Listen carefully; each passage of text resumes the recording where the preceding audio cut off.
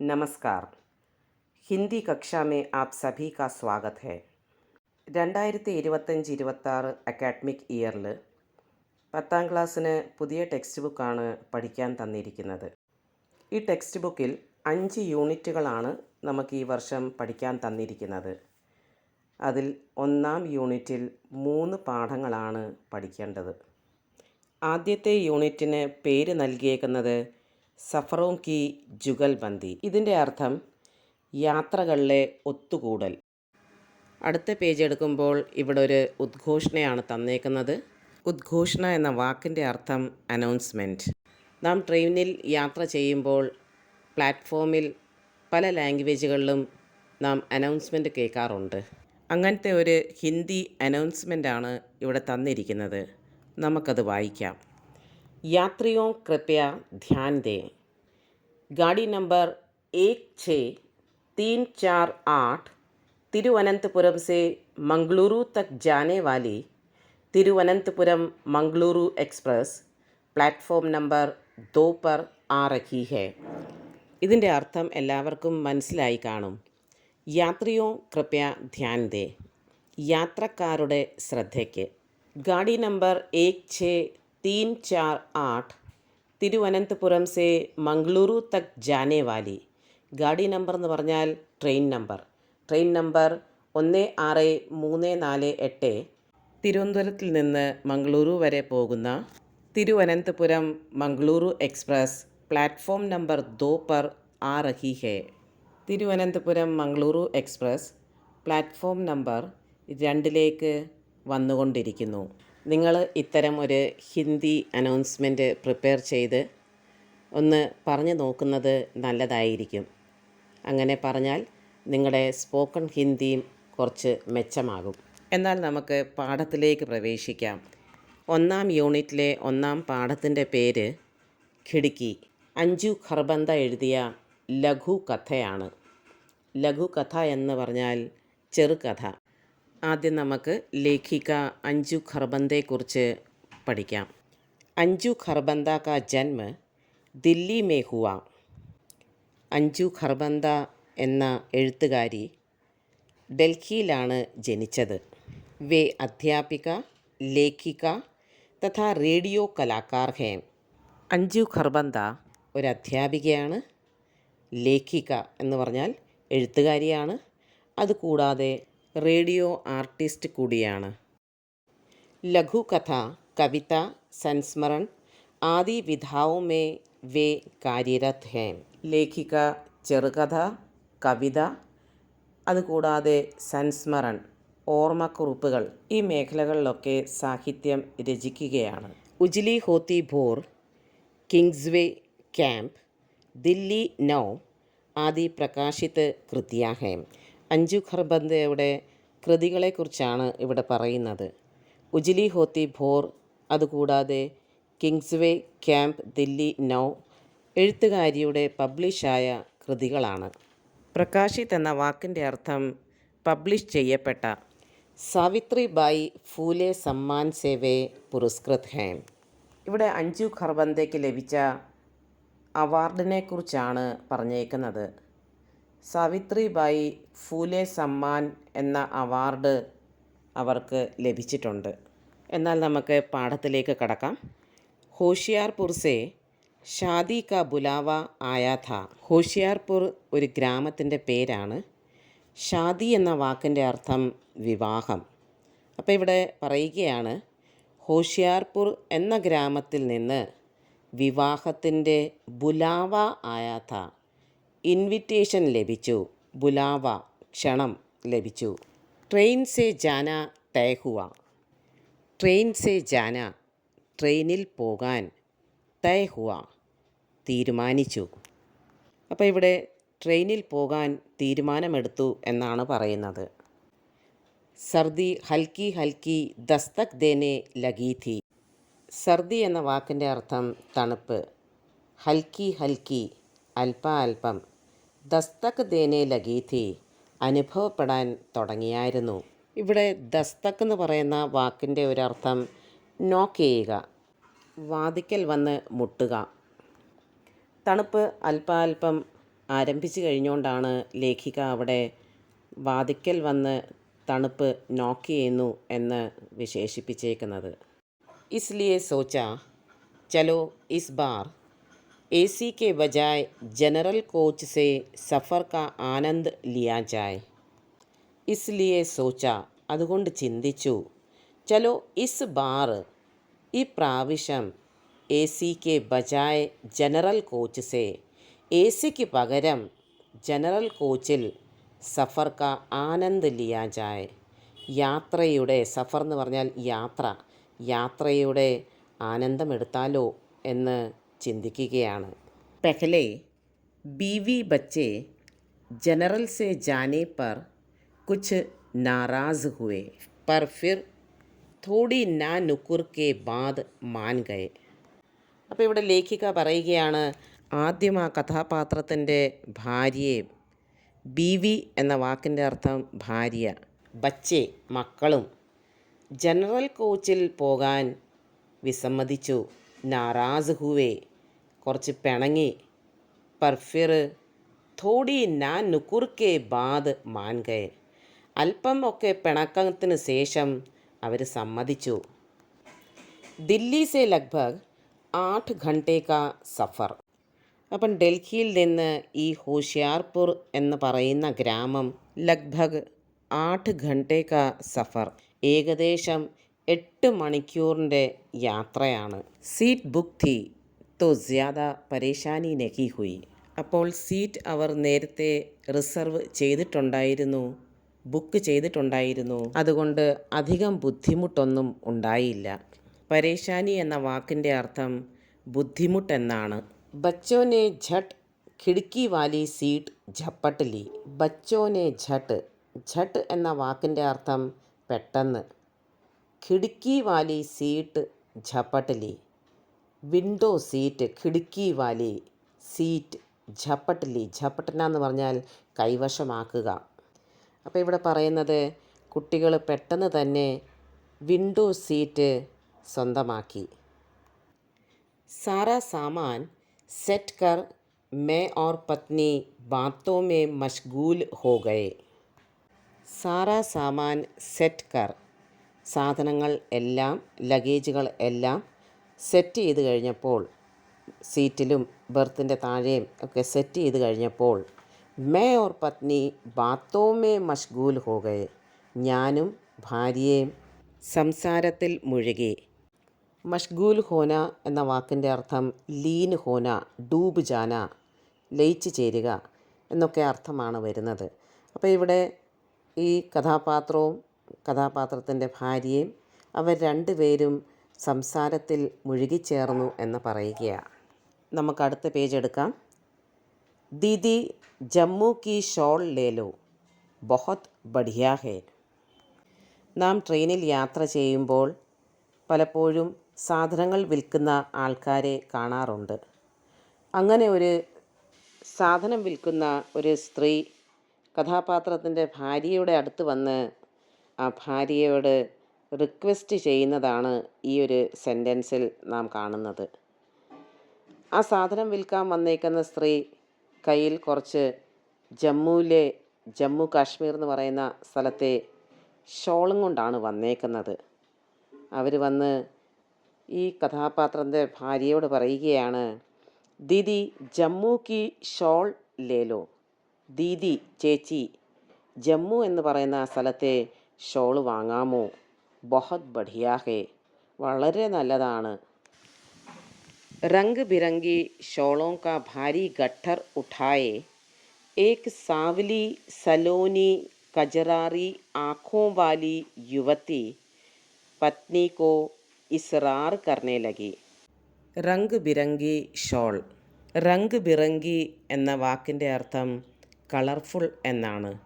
അപ്പോൾ കളർഫുൾ ഷോളുകളുടെ ഭാരി ഗഠർ, വളരെ ഭാരമുള്ള ഗഠർ, ഒരു വലിയ കെട്ട് എടുത്തുകൊണ്ട് എക് സാവലി, സാവലി എന്ന് പറഞ്ഞാൽ ഇരുനിറമുള്ള, സലോനി പക്ഷേ കാണാൻ നല്ല സൗന്ദര്യമുള്ള, കജരാരി ആഖോ വാലി, കജറാറി എന്ന് പറഞ്ഞാൽ കൺമഷി പുരട്ടിയ, കണ്ണുകളുള്ള, युवती പത്നി കോ ഇസ്രാർ കർണേ ലഗി. ഭാര്യയെ നിർബന്ധിക്കാൻ തുടങ്ങി, റിക്വസ്റ്റ് ചെയ്യാൻ തുടങ്ങി.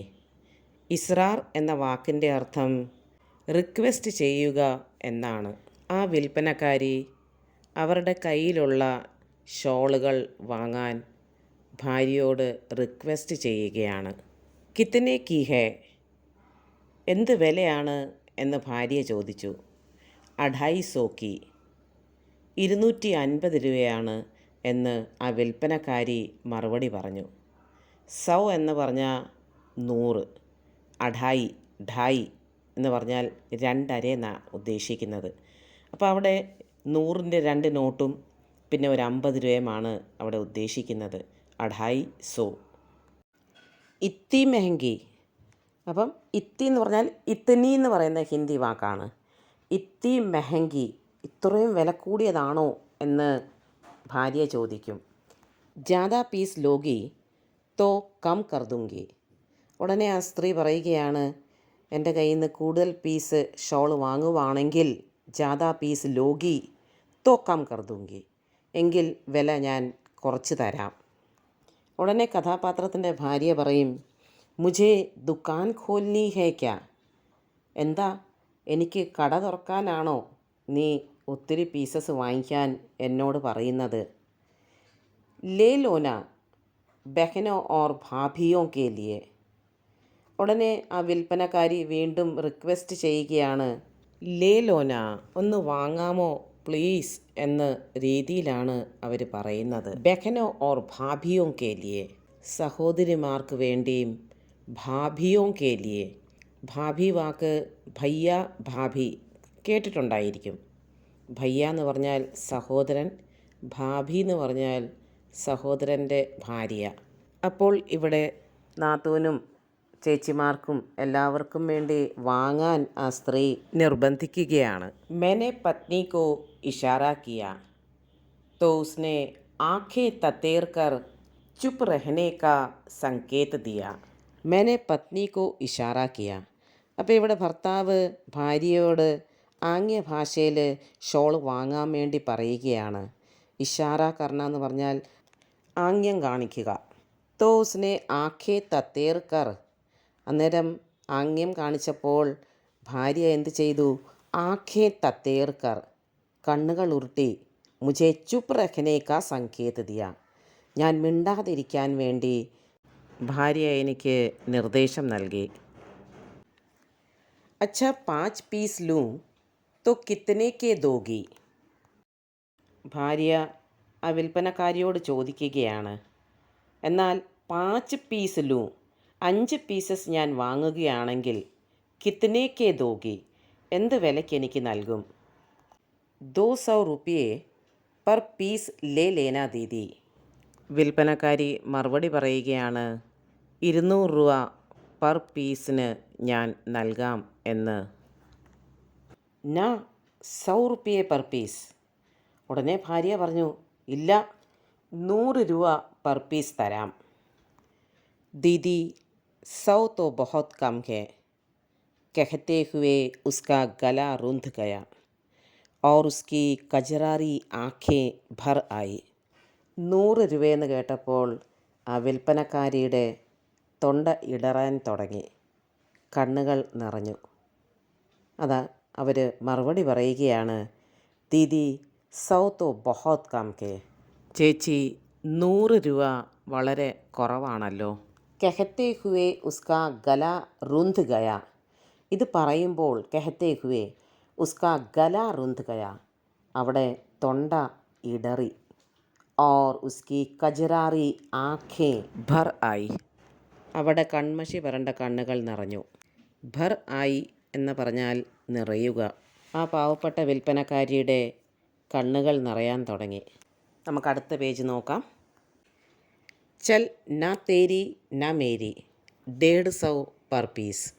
ഉടൻ കഥാപാത്രത്തിൻ്റെ ഭാര്യ പറയുകയാണ്, എന്നാൽ ശരി, ചൽ ന തേരി ന മേരി, നീ പറയുന്ന വിലയും വേണ്ട, ഞാൻ പറയുന്ന വിലയും വേണ്ട. 150 പെർ പീസ്, രണ്ടിൻ്റെ മിഡിലുള്ള 150 രൂപയ്ക്ക് പെർ പീസ് നൽകാൻ നിർബന്ധിക്കുകയാണ്. അച്ഛാ ദീദി ഠീക്ക് ഹേ ലോ റംഗ് പസന്ദ് കർ ലോ. ഉടനെ വിൽപ്പനക്കാരി 150 രൂപ പെർ പീസിന് കൊടുക്കാൻ തയ്യാറായി. അവർ ഭാര്യയോട് പറഞ്ഞു, അച്ഛാ ദീദി ഠീക്ക് ഹേ, എന്നാൽ ശരി ചേച്ചി, ലോ റംഗ് പസന്ദ് കർ ലോ, ചേച്ചിക്ക് ഇഷ്ടമുള്ള നിറം സെലക്ട് ചെയ്തോളൂ. കുച്ച് സോച്തേ ഹുവേ ഉസ്നെ കഹാ ഓർ ഗട്ടർ പത്നി കെ സാമനെ സർക്കാ ദിയ. കളർ സെലക്ട് ചെയ്യാൻ പറയുമ്പോൾ അവൾ എന്തൊക്കെയോ ആലോചിക്കുകയായിരുന്നു. കുച്ച് സോച്തേ ഹുവേ, ആലോചിച്ചോണ്ട്, ഉസ്നെ കഹാ, അവൾ പറഞ്ഞത്, ഓർ ഗട്ടർ പത്നി കെ സാമനെ സർക്കാ ദിയ. എന്നിട്ട് ഷോളിൻ്റെ ആ കെട്ട്, ഗട്ടർ എന്ന് പറഞ്ഞാൽ കെട്ട്, ആ ഒരു കെട്ട് ഭാര്യയുടെ മുമ്പിലേക്ക് നീക്കിക്കൊടുത്തു. പത്നി ने 5 शॉलें अलग कर ली और मेरी ओर देख रुपये देने का इशारा किया. പത്നി ने 5 ഷോളെ, ഭാര്യ 5 ഷോളുകൾ, അവർക്ക് ഇഷ്ടമുള്ള 5 ഷോളുകൾ, അലഗ് കർലി, അതിനെ മാറ്റി വെച്ചു, ഓർ മേരി ഓർ ദേഖ്, എന്നിട്ട് അവർ ആ കഥാപാത്രത്തിൻ്റെ ഭർത്താവിൻ്റെ മുഖത്തേക്ക് നോക്കുകയാണ്. റുപ്പിയെ ദേനേക ഇഷാറാക്കിയ, ആ സ്ത്രീക്ക് കാശ് കൊടുക്കാൻ ഇഷാറാക്കിയ, ആംഗ്യ ഭാഷയിൽ എനിക്ക് നിർദ്ദേശം തന്നു. മേനെ ഝട്ട് 750 റുപ്പിയെ നിക്കാൽ കർ ദേ ദിയെ. മേനെ ഝട്ട്, അവിടെ ഝട്ട് എന്ന് പറഞ്ഞാൽ പെട്ടെന്ന്, നേരത്തെ ആ ഒരു വാക്ക് നമ്മൾ പഠിച്ചായിരുന്നല്ലോ. മേനെ ഝട്ട് 750 റുപ്പിയെ, ഞാൻ പെട്ടെന്ന് 750 രൂപ നിക്കാൽ കർ ദേ ദിയെ, ആ വിൽപ്പനക്കാരിക്ക് കൊടുത്തു. ഉസ്കെ ജാനെ കെ ബാദ് രാസ്തേ ഭർ പത്നി കി സുയി ഇസി ബാത് പർ അട്കി രഹി. वो एक बार में ही 150 में मान गई. गलती की, थोड़ा तोल मोल और करना चाहिए था. उसके जाने के बाद, ആ വിൽപ്പനക്കാരി പോയി കഴിഞ്ഞപ്പോൾ, റാസ്തേ ഭർ, വഴിനീളെ, പത്നി കി സുയി ഇസി ബാത് പർ അട്കി രഹി, എൻ്റെ ഭാര്യ ഒരേ കാര്യത്തിൽ ശ്രദ്ധ കേന്ദ്രീകരിച്ചിരിക്കുകയാണ്. वो एक बार में ही 150 में मान गई.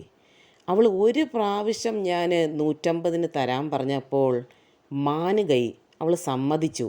ഗൽത്തിക്ക്, ഞാൻ എന്ത് തെറ്റാ ചെയ്തത്. തോടാ തോൽ മോൽ ഓർ കർണ ചാക്കിയേ താ, അവൾ ചിന്തിക്കുകയാണ്, ഞാൻ അല്പം കൂടി വില പേശുകയായിരുന്നെങ്കിൽ എനിക്ക് ഈ ഷോൾ കുറച്ചുകൂടെ വില കുറഞ്ഞ് കിട്ടുമായിരുന്നല്ലോ. ഓർ മേരി സുയി അതീത് മേ ജാ അട്കി ഥി.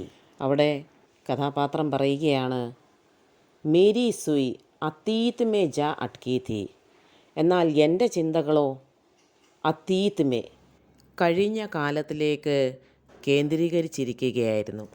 ബേട്ടി കോ ഗോദ് മേ ബിഠാ റേൽഗാഡി കി ഖിड़की से झांकता मैं सोचता रहा था. ബേട്ടി കോ ഗോദ് മേ ബിഠാ, ബേട്ടി എന്ന് പറഞ്ഞാൽ മകള്, മകളെ ഗോദ് മേ, മടിയിലേക്ക്, ബിഠാ, ഇരുത്തി, റേൽഗാഡി കി ഖിड़की से, ട്രെയിനിൻ്റെ വിൻഡോയിൽ നിന്ന്, ഝാക്കത്ത മേ സോച്താ റഹാ താ. ഝാക്കത്ത, ഝാക്കത്ത എന്ന് പറഞ്ഞാൽ എത്തി നോക്കുക, വിൻഡോയിൽ നിന്ന് പുറത്തോട്ട് എത്തി നോക്കിക്കൊണ്ട്, മേ സോച്ച് റഹാ താ, ഞാൻ ആലോചിക്കുകയായിരുന്നു. മേരെ പിതാ ഭി റേൽഗാഡി മേ സാമാൻ ബേച്ച് കർ ജബ് തക്കെ ഹാരെ ഘർ ആത്തെ. മേരെ പിതാ ഭി, എൻ്റെ അച്ഛനും റേൽഗാഡി മേ സാമാൻ ബേച്ച്, ട്രെയിനിൽ സാധനങ്ങൾ വിറ്റ്, തക്കെ ഹാരെ ഘർ ആത്തെ, വളരെ ക്ഷീണിതനായി വീട്ടിലേക്ക് മടങ്ങി വരുമ്പോൾ, തോ ഉൻകി ആँखों में भी വഹി നമി थी जो आज उस युवती की आँखों में थी. അദ്ദേഹത്തിൻ്റെ കണ്ണുകളിലും ഇതേ നനവ് ഞാൻ കണ്ടിട്ടുണ്ട്. जो आज उस युवती की आँखों में थी. ഇന്ന് ഈ വിൽപ്പനക്കാരിയുടെ കണ്ണുകളിൽ കണ്ട ആ നനവ് എൻ്റെ അച്ഛൻ്റെ കണ്ണുകളിലും ഉണ്ടായിരുന്നല്ലോ. ഈ കഥയിൽ നാം ഒരേ സിറ്റുവേഷനിൽ രണ്ട് മനോഭാവമുള്ള രണ്ട് വ്യക്തികളെയാണ് കാണുന്നത്. ആ കഥയുടെ മെയിൻ ക്യാരക്ടർ, അതുകൂടാതെ അദ്ദേഹത്തിൻ്റെ ഭാര്യ. ഇവർ രണ്ടുപേരും രണ്ട് ചിന്താഗതിക്കാരാണ്. ഭാര്യയ്ക്ക് ഷോള് നല്ല വിലക്കുറവിൽ കിട്ടിയെങ്കിലും തൃപ്തി ഉണ്ടാകുന്നില്ല. അവർ ചിന്തിക്കുന്നത്, അല്പം കൂടെ ഞാൻ വില പേശുമായിരുന്നെങ്കിൽ എനിക്ക് ഈ ഷോള് കുറച്ചുകൂടെ വില കുറഞ്ഞ് വാങ്ങാമായിരുന്നല്ലോ എന്നുള്ള ചിന്ത അവരെ അലട്ടുകയാണ്. മറുവശത്ത് അവരുടെ ഭർത്താവ്. ആ വിൽപ്പനക്കാരിയുടെ കണ്ണിലെ കണ്ണുനീര് കണ്ട് അദ്ദേഹത്തിന് അദ്ദേഹത്തിൻ്റെ അച്ഛൻ്റെ ഓർമ്മ വരികയാണ്. ഈ സ്ത്രീയുടെ ദുഃഖവും വിഷമവും എല്ലാം മനസ്സിലാക്കാൻ സാധിക്കുന്നുണ്ട്. അദ്ദേഹം ഓർക്കുകയാണ്, അദ്ദേഹത്തിൻ്റെ അച്ഛൻ ജോലി കഴിഞ്ഞ് വളരെ ക്ഷീണിതനായി വീട്ടിലെത്തുമ്പോൾ ഇതേ കണ്ണുനീര്, ഇതേ നനവ് അദ്ദേഹം പലപ്പോഴും അച്ഛൻ്റെ കണ്ണുകളിൽ കണ്ടിട്ടുണ്ട്. കാരണം സമാനമായ ദുഃഖത്തിലൂടെ കടന്നുപോയ ആ കുട്ടിക്കാലം അദ്ദേഹത്തിന് ഒരിക്കലും മറക്കാൻ സാധിക്കുകയില്ല.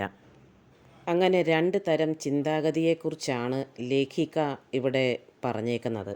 വലിയൊരു മെസ്സേജാണ് ഈ ഒരു പാഠം നമുക്ക് നൽകുന്നത്. നാം ചിന്തിക്കേണ്ടതാണ്, പാവപ്പെട്ടവരോട് മനസ്സാക്ഷിയില്ലാതെ നാം പെരുമാറാറുണ്ടോ? പലപ്പോഴും വഴിയിൽ സാധനം വിൽക്കുന്ന ആൾക്കാരോട് സാധനം വാങ്ങിക്കുമ്പോൾ വില പേശാറുണ്ട്. എന്നാൽ ഒരു സൂപ്പർ മാർക്കറ്റിൽ സാധനം വാങ്ങിക്കാൻ പോകുമ്പോൾ അവിടെ MRPയിൽ നമുക്ക് സാധനം കിട്ടിയാലും നാം അവിടെ ഒന്നും പറയാറില്ല. സാധനം വാങ്ങി പൈസയും കൊടുത്തിട്ട് വരും.